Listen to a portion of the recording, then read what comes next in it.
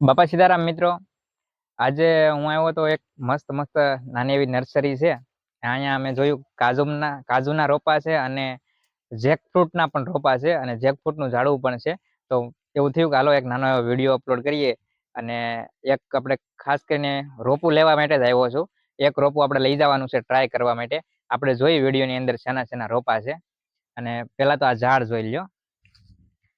આ ઝાડ છે જેકફ્રૂટ જેને હિન્દીમાં કહેવાય કઠલ, અને આપણી શુદ્ધ ગુજરાતી ભાષામાં કહીએ તો આ ફણસનું ઝાડ છે. અને અને અત્યારે ફણસ નથી લાગેલા, કારણ કે અત્યારે ચોમાસાની સિઝનમાં ન હોય, અત્યારે ફણસ નથી. અને આ છે આંબાની કલમું, આ બધી છે આંબાની કલમું. અને આ બગીચો છે. આ છે રોપા ફણસના. સાહેબ આ ફણસના જ છે ને? ફણસના જ છે. આ બધા રોપા છે ફણસના. અને આપણે આમાંથી ખાસ કરીને અત્યારે બે રોપા લઈ જવાના છે.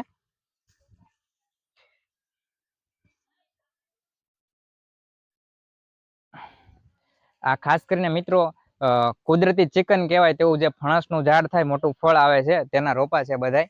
અને આપણે કાઠિયાવાડ પંથકમાં, આપણે જે દરિયાકાંઠાનો વિસ્તાર છે, ત્યાં કોઈના ઘરે ફણસનું રોપવું કે ઝાડ હોય તો જરીક કોમેન્ટમાં પોઝિટિવ કહેજો કે સાચું આપણે ત્યાં થાય છે કે નહીં. અત્યારે આપણે બે રોપા ડેમો માટે લઈ જવાના છે અને 25 કે 30 રોપાનો આપણે અહીંયા રજીસ્ટર કરાવવાનું છે. જો ત્યાં આપણે થતા હશે તો આપણે દિવાળી પછી 25 કે 30 રોપા લઈ જઈશું. અને એ એવી કન્ડિશન છે કે ફણસના ન જોતા હોય તો આપણે બીજા ગમે તે, બાકી 25 થી 30 રોપાનું રજીસ્ટ્રેશન કરાવવાનું છે. અને આ છે ફણસના રોપા. અને અહીંયા થોડાક રોપા ઉજરેલા છે. આ શેઠા હેના છે? કાજુના આ કાજુના રોપા છે. તો ખાસ કરીને આવી નાની એવી નર્સરી છે. અને આપણે ખાસ કરીને બે રોપા લઈ જવાના છે અને ખાસ કરીને મુલાકાત લીધી છે. બહુ મસ્ત છે. અને ખાસ કરીને મારું આ ફણસનું ઝાડ છે બહુ ગમે છે, કારણ કે અહીંયા પેલા બગીચામાં એક ઝાડ છે, ત્યાં નીચે પશુપાલન ને બધે બાંધે, ગાય ભેંસ ને એવું બાંધે છે. એટલે છાંયો માટે પણ ઉપયોગી છે અને ફળ આવે તો આનો શાક બને છે.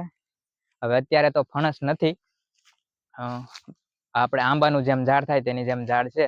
અને આ છે લીંબુ વાડી છે, અને આંબાની કલમું છે, અને ઘાસચારો આવું બધું છે. તો આવું છે ખેડૂત મિત્રો. ખાસ કરીને આ ફણસના જે રોપા છે, ખાસ કરીને એટલા બધા મોંઘાઈ નથી. આપણે વ્યસન કરતા હોય, માવો ખાતા હોય તો સમથિંગ 10-15-20 માવા ખાઈ જતા હોય, એટલે 2 દિવસના ખાતા હોય લોકો એટલાક માવા, તો એટલા ખર્ચો થાય, એમાં એકાદું રોપું આવી જાય. લગભગ એટલી કિંમત છે, એટલા બધા મોંઘાઈ નથી. એટલે આપણે લઈ જવાના છે બે ડેમો માટે. અને જોશું આપણા વિસ્તારની અંદર થતા હશે, વિકાસ થતો હશે તો આપણે નેક્સ્ટ ટાઈમ લઈ જાશું.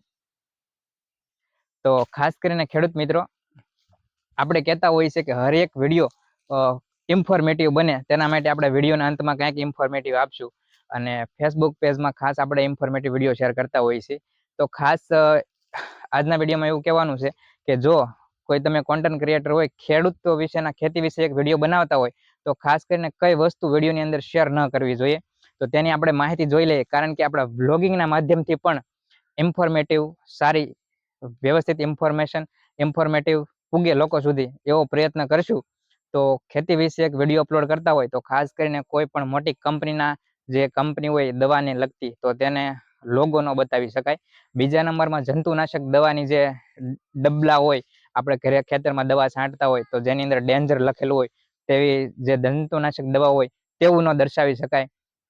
અને આવું બધું હોય છે જે દર્શાવો, જેથી કરીને ફેસબુક ગાઈડલાઈન નિયમોનું વિરુદ્ધ કહેવાય છે, તેનું પાલન નથી થતું, એવું હોય છે. એટલે આપણો કહેવાનો મતલબ એમ છે કે હરેક વિડીયો આપણા વ્લોગિંગના હશે કે કોઈ પણ હોય, હરેક વિડીયોની અંદર આપણી સારી ઇન્ફોર્મેટિવ ઇન્ફોર્મેશન લોકો સુધી પૂગે એવા પ્રયત્ન કરશું વિડીયોની અંદર. અને જો ખાસ કરીને તમને આવા વિડીયો પસંદ આવતા હોય તો ફેસબુક પેજને ફોલો કરી અને અમારી જે સોશિયલ મીડિયાની સફર છે તેની અંદર જોડાવ. મળીએ આવા જ એક અવનવા ઇન્ફોર્મેટિવ વિડીયો સાથે.